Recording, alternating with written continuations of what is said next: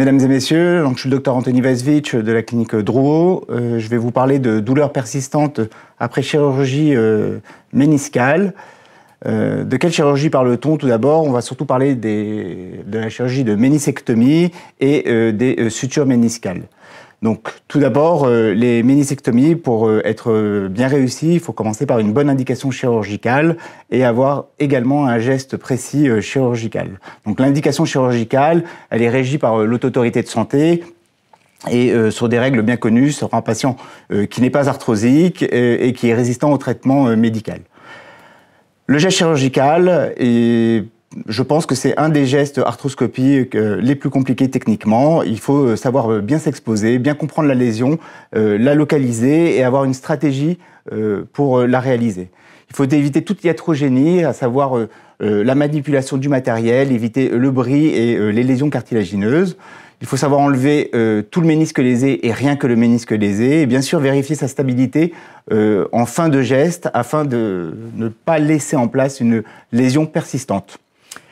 Si votre patient est toujours douloureux après une ménisectomie, quelles peuvent être les causes? Il peut y avoir tout simplement une insuffisance de résection parce qu'on a laissé une lésion en place, un syndrome post-ménisectomie, nous allons le voir après, une chondrolyse rapide ou une instabilité méniscale, une lésion iatrogénique, une arthrose post-ménisectomie ou encore d'autres diagnostics comme des synovites ou bien des infections post-opératoires. L'insuffisance de résection, donc il s'agit d'une douleur qui persiste immédiatement après la chirurgie. Bien sûr, dans le bilan, il faut faire un bilan radiographique pour éliminer toute lésion cartilagineuse secondaire et réaliser une nouvelle IRM. La lésion la ménisectomie doit emporter l'ensemble de la lésion et non la lésion partiellement. Et en cela, ça peut générer des douleurs persistantes. Voilà l'exemple d'une ménisectomie qui est restée douloureuse. À la reprise de l'arthroscopie, on s'aperçoit qu'il persiste une lésion sur le mur postérieur en tractant sur ce ménisque. Donc, il convient dans cette situation de compléter le geste de ménisectomie par arthroscopie à l'aide d'instruments type pince en porte-pièce et couteau motorisé, et bien sûr de tester au crochet le mur méniscal restant afin de ne pas laisser de nouvelles lésions. Il peut persister donc une instabilité méniscale qui peut être douloureuse. Celle-ci peut se décompenser après une ménisectomie. Et ici, l'exemple d'un ménisque externe au niveau du hiatus poplité qui a décompensé, qui a entraîné des claquements douloureux chez le patient. Dans ces cas-là, surtout au ménisque externe, on peut considérer, même s'il y a eu une ménisectomie précédente, de stabiliser la lésion par une suture méniscale. Ici, une suture réalisée directement dans le tendon poplité afin d'être conservateur et éviter une ménisectomie totale. La chondrolyse rapide, c'est la complication qui est crainte par les chirurgiens. Il s'agit d'une destruction rapide du cartilage qui survient dans les 6 à 24 mois après la ménisectomie. Celle-ci est dépistée à l'aide de radiographie standard et notamment des clichés en Schuss. Ici, l'exemple d'un homme de 37 ans qui a eu son cliché préopératoire qui ne montrait pas de pincement. 6 mois après une ménisectomie médiale, un pincement est apparu. Il s'agit là d'une chondrolyse, donc immédiatement un traitement médical est recommandé par une mise en décharge du patient, injection d'acide hyaluronique. Certains proposent des lavages arthroscopiques, mais si jamais celle-ci se poursuit ou reste douloureuse, on peut être amené à proposer une chirurgie de réaxation type ostéotomie tibiale de validation si le patient est jeune. L'exemple d'un homme de 64 ans qui a eu une ménisectomie latérale, sans arthrose initialement, par douleur persistante après traitement médical. Il a développé dans les 3 mois qui ont suivi une chondrolyse rapide associée à une ostéonécrose qui a dû se conclure par la mise en place d'une arthroplastie de genou, ici une prothèse unique compartimentale. L'exemple le plus typique, le plus craint sur le ménisque latéral, une femme de 35 ans qui a eu une anse de saut du ménisque latéral qui a été ménisectomisée. 3 mois après, persistance de douleur, réalisation d'une IRM et on s'aperçoit une chondrolyse avec ici un lambeau cartilagineux sur le fémur, une vacuité au niveau de la ménisectomie, une absence du cartilage au tibia et un fragment de cartilage libre qui est passé dans la chambre antérieure. Ici, la situation est très délicate face à une femme jeune sur un ménisque, sur un compartiment externe qui se détruit rapidement. La chondrolyse rapide donc, est une complication rare, mais grave. La physiologie de cette complication est inconnue, elle est bien plus fréquente au ménisque latéral qu'au ménisque médial, et le traitement doit être adapté à la situation radioclinique et à son évolution.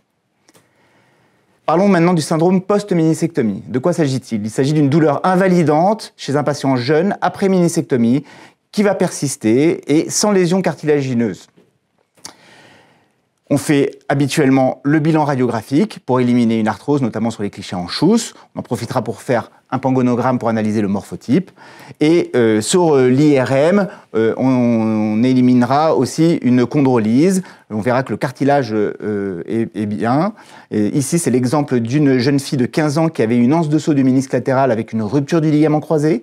Elle a eu une ménisectomie latérale sans ligamentoplastie. Et 2 ans après, elle revient pour des douleurs persistantes avec, sur l'IRM, un œdème sous-chondral en miroir, une vacuité au niveau du ménisque, de la zone de ménisectomie latérale et son croisé qui n'est toujours pas refait. Donc, dans ces cas-là, va se discuter le remplacement méniscal. Celui-ci peut être proposé de 2 façons, soit par un substitut méniscal qui est habituellement en polyuréthane, soit par une allogreffe méniscale par un donneur. Comment ça se passe? Pour le substitut méniscal, on peut le proposer, comme vous le voyez sur cette vidéo, lorsqu'il reste un mur méniscal et après une ménisectomie partielle. On met en place le substitut qui va faire office de matrice de façon à se faire réhabiter par des cellules méniscales. Si la ménisectomie est complète, comme sur la vidéo de droite, qu'il n'y a plus de ménisque, donc plus de mur méniscal, à ce moment-là, ce n'est pas une indication à un substitut, mais à une greffe méniscale qui doit être mise en place chez ce patient. Bien sûr, les 2 prérequis à ces remplacements, c'est d'avoir un genou qui est stable ou stabilisé. Donc, l'exemple précédent de la jeune fille, il est nécessaire de refaire un ligament croisé pour lui proposer un substitut ou une greffe de ménisque et d'avoir un genou axé ou réaxé.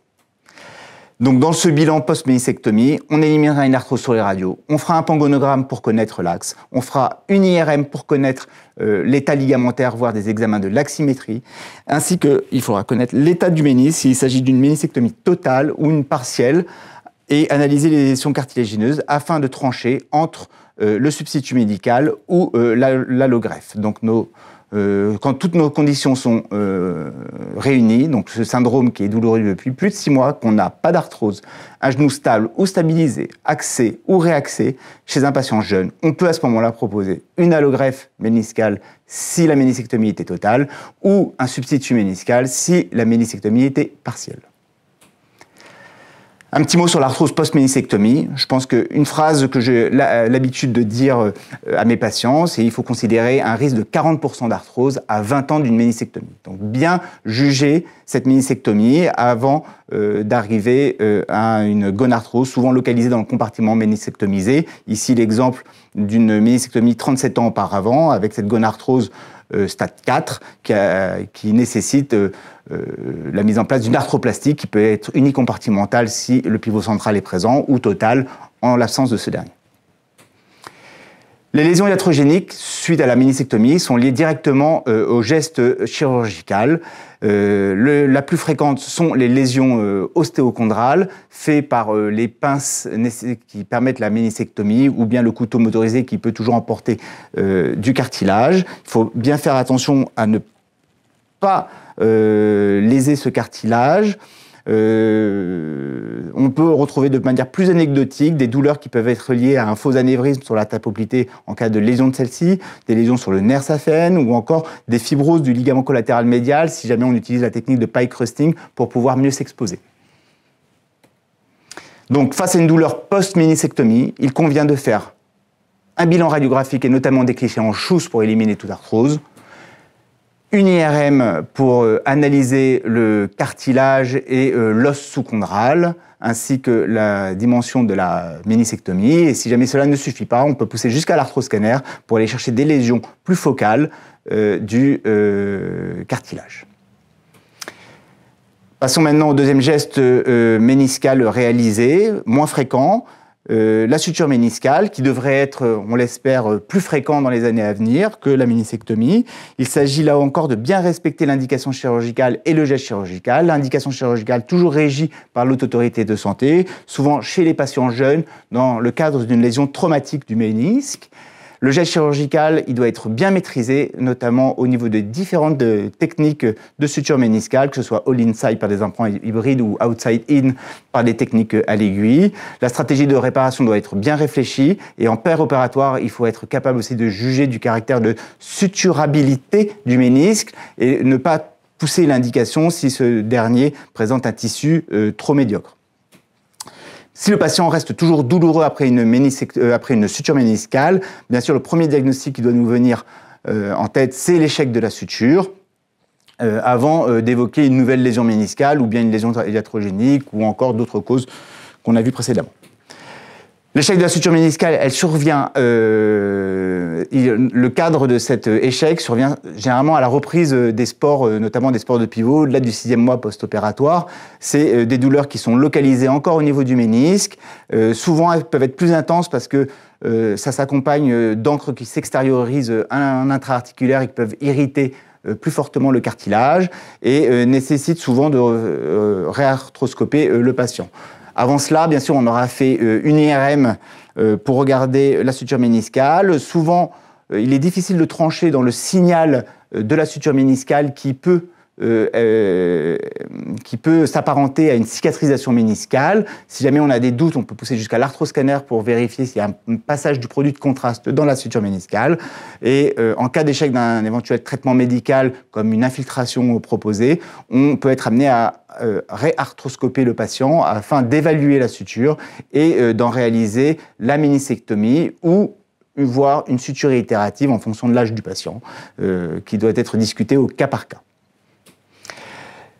Les lésions iatrogéniques, les mêmes qui ont été évoquées lors de la ménisectomie existent, et en plus, ici, nous voyons ici le cas d'une encre intra-articulaire, par exemple libérée dans le genou, qui s'est littéralement plantée dans le cartilage tibial. La voilà ici extraite par le crochet, elle s'est échappée, puis on finit par la retirer. Donc les encres peuvent entraîner des dégâts cartilagineux si jamais elles s'extériorisent en intra-articulaire. Donc face à une douleur post-suture méniscale, il convient de faire un bilan IRM afin d'évaluer notre suture, voire un bilan arthroscanner pour chercher le passage de produits de contraste, la présence d'une encre intra-articulaire, et on n'hésitera pas à aller vers la nouvelle arthroscopie pour faire un diagnostic de cette suture et des éventuelles lésions associées et d'en faire le traitement. Voilà. Je vous remercie bien de votre attention.